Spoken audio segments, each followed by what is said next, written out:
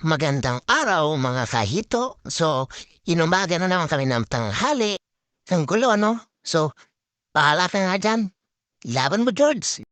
Heto nga pala yung hito na binili namin. 3 linggo na sila ngayon. At ang target namin, sana 3 buwan, pwede na silang ibenta. So, kung makikita nyo, sobrang lulusog nila, ang takaw, tsaka tingnan nyo ang singla nilang lahat. Sana all masigla. Ilaban mo, George. Ilaban mo.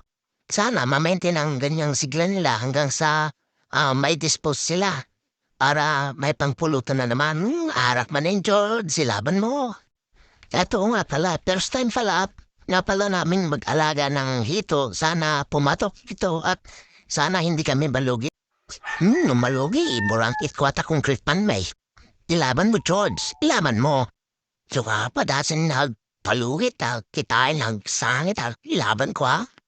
Ang pinapakain pala namin ay puro pids. Wala kami nahalong kahit ano, basta purong pids lang.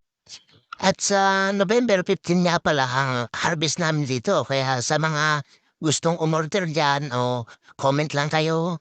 Sa mga manginginom dyan, order na. Sa damit lang larog na bilog, kin 4x4. Ako nga pala si Dario. Hanggang sa muli mga par.